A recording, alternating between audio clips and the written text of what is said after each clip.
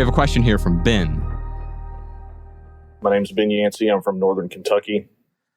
The thought of everything just kind of ending really just gives me an empty feeling in my stomach. I was just wondering, how do you get past that? Everybody dies. Everybody knows that. The other thing is I'm 42 now, but in my 20s, not really scared of anything. Had a couple kids. Now, like, heights terrify me. Rainy, slippery roads terrify me. Is that a symptom of being a parent and not wanting to leave your children behind? Just wondering about your thoughts. I'm reminded of one of my favorite David Foster Wallace quotes. He said, "The truth will set you free, but not until it's had its way with you." And I think one of the things the reason we're so reckless as kids and we do crazy things. I used to do donuts on the highway in my 1981 Buick Regal. That's stupid. Right?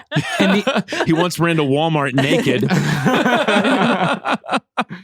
Walmart, not in Walmart. That's Let's right. be clear. To Walmart and back, yeah. Yes. Because there's such a big difference. So we would do these things as kids because there's this, we don't have all the truth. The truth that a lot of the things we do are really dangerous or terrifying. Unfortunately, the pendulum then swings the other way. And I think it's called what is it called? Dread stats or dread data. Anyway, that we now, so for example, Ryan, you have about 1 in 42 million chance of dying from terrorism. Oh my goodness. And I didn't even realize that. Right. And we often treat that the same thing as that's more terrifying than dying in a car crash. We have about a 1 in 100 chance of dying in a car crash. Stop, Josh. Yeah, seriously. And we treat these things as though, in fact, the terrorism's far more terrifying. Right. Because we assign some sort of mental value to it, right? There's no real truth. I mean, the likelihood of anyone in this room dying from terrorism is so small that we don't really need to dedicate a whole lot of mental capacity toward it. Right. And yet, the news media and other sources that bring it to our doorstep and into our homes, they do a really good job of terrifying us. And I think that's where Ben is right now, is now everything that wasn't scary at all to him when he was 20 is so horrifying that he hasn't found this sort of in-between. Because it does make sense to be cautious, to look before you leap. When Ryan and I were 15 years old, we just leapt. We didn't look at all, right? Yeah. But where Ben is in a similar position to where I am sometimes. I'm roughly his age as well. Sometimes you just look and then you refuse to leap at all, even though you've looked and you said, oh, this is going to be fine. This is going to be safe. But you know what? I'm still terrified. Yeah. So in terms of talking a bit about emotions, fear emotion in particular, like I was sharing earlier, emotions, are data. They give information. And the biggest piece of information that fear gives us is there's a possible threat. And to speak to your point, Joshua, there's oftentimes it's accurate, right? Looking over that ledge, crossing the street where there's traffic coming, it's appropriate and necessary, one might even say, to feel fear in those moments so that we can register the fear, take the meaning out of it. Oh, okay, that my body is telling me that this is possibly unsafe. Our body has incredible wisdom for us. Now I can make an informed decision, maybe to not cross that street, to cross the street at the light, or to do what have you. This is all assuming, again, that we are comfortable, grounded, and our fear detector, if you will, is working accurately. And I, very interestingly, had almost the opposite experience. In childhood, I was riddled with fear. I did not have that YOLO approach to life, throwing myself. I was debilitated by it. And again, I understand it very much through the context of my home.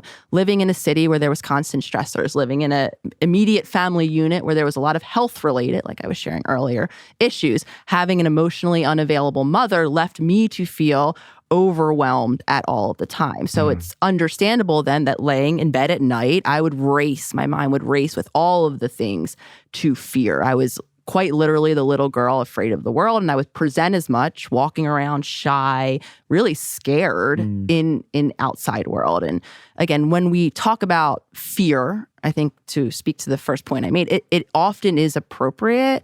We have to, though, understand how equipped we feel to deal with fear. If you're like me and you're under-supported in your stress resilience or your ability to tolerate it, what we'll begin to then do is misattribute and see things as threatening that maybe accurately aren't, and or in adulthood, maybe we do have the capacity to deal with. So my relationship with fear really began to shift. Of course, it was very much a process when I taught that little girl inside of me that I'm not overwhelmed, or I don't have to be overwhelmed. I have the resources to tolerate more and more stressful, scary things in life, so that when I then walk up to the precipice of something that possibly is threatening, I have a different evaluation system. I have one that more accurately reflects my adult capacities, my adult relationships, and all of the tools that now my adult body has learned to develop in terms of dealing with the stress at hand. So when we're exploring our fear, we have to understand that a lot of it is very much accurate, and maybe it is attached to us wanting to be around for children, family, loved ones that we have. And we also have to really explore how competent we feel in terms of dealing with fear. Because if we don't feel like we can tolerate stress, what we'll begin to do is almost debilitate ourselves, not able to leave the home because everything will feel so disproportionately threatening and we'll feel so under-resourced to deal with it. Yeah. Can you talk about some of the tools that you have in the new workbook, How to Meet Yourself? By the way, I'll hold it up if you're watching the video version.